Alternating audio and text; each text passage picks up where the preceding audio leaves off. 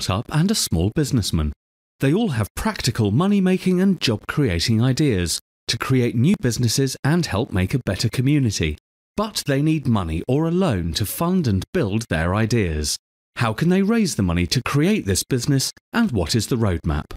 The most common method is to get a loan from a bank. But banks consider startup entrepreneurial ventures too risky, especially now with the economic downturn and today's restrictive lending policies.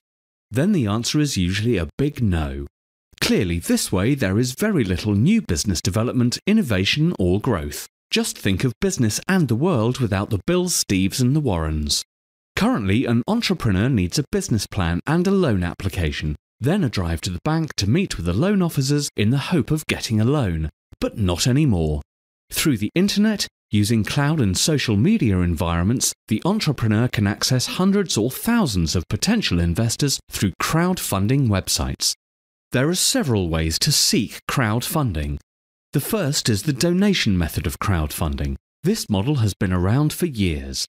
People can donate money in small increments to a project which they believe has moral and ethical value and that is good for the community. Examples of this are asking for donations on Facebook causes or GoFundMe.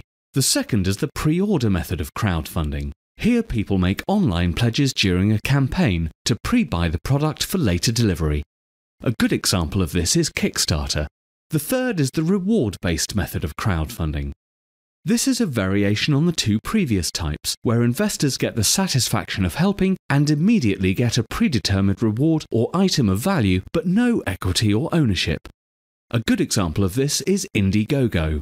And finally, the fourth is equity-based crowdfunding.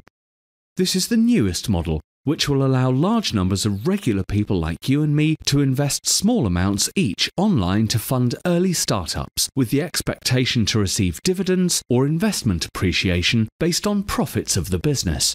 So now we can see that crowdfunding is using the crowd to raise capital by connecting people with talent, ideas and some neat stuff to sell with those that have the funds to invest their way, thus creating jobs, new business opportunities and fueling the economy.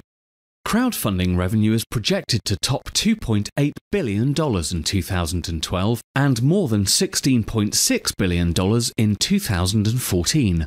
The speed of growth of crowdfunding from 2009 to 2014 is very similar to the growth pattern of the internet in the early 1990s.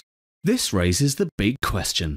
Do you want to just watch crowdfunding happen and grow, or do you want to be a part of it?